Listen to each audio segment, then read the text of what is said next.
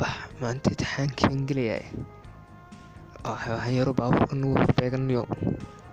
gebigiisa barmaanu ku qaadnanayo warka leex dhabada dhiidhiid wax maqli maayo miya imtixaan baanu ka daahsanahay gebigiisa wadan baasaynaa isigoo 3 dileeba nagana hormaraya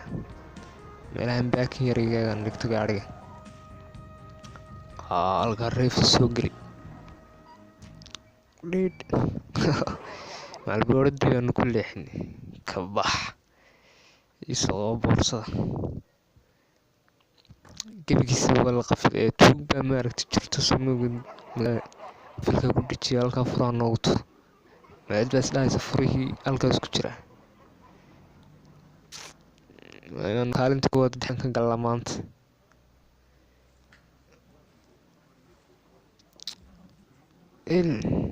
waa la wada joogaa wallaahi macalinkii ardaydii oo dhan waan soo yar habsaamay meelahan boos nooga eg kan dheer aanu iskala fadhiisanay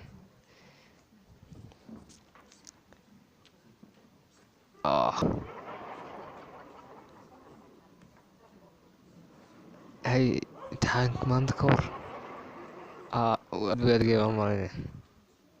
macalinku shalay buu ii sheegay buu yidhi su-aalihii adkaaban ku keenaya casharkii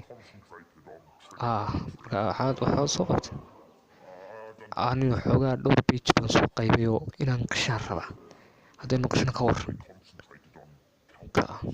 waynu isku daynaan lama ogolay mana dhegeysanaysa arday dhegeyna waa in la furtaan imtixaankii inoo bilaabmanayaa waa inaydin wax qasha la imaan ka bax qankay sar dhaag halkaa miiska noogu diyaaray dayadin qalan haysan anagii baad qalan ugu fahansahay ka bax mid labaad nagu soo saarka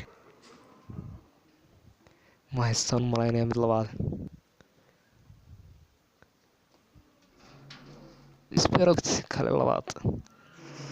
waa mahaynaa laga yidhahda caligo ka suuqsala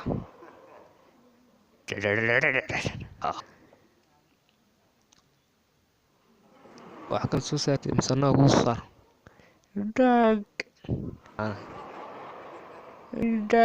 kaana iga qabo dhaag kana iga qabo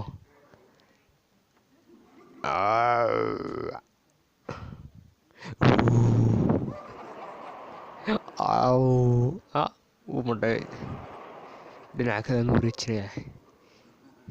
hantuu baanu kuu soo saaraynaa darsin iska dhan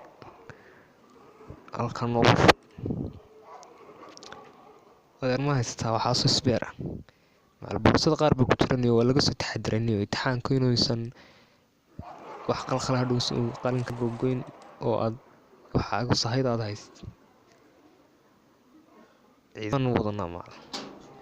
ciidamadaas naga caawinaya imtixaanka taa ma taqaanaa bikin bander baa dheerayd garigahayd halkaas imtixaan walaalkii fagadho idin leeh aad iyo aad mahadsantihiin daawashadaad nagala qayb qaadateen filimkan yaroo gaaban please share iyo like videogan saar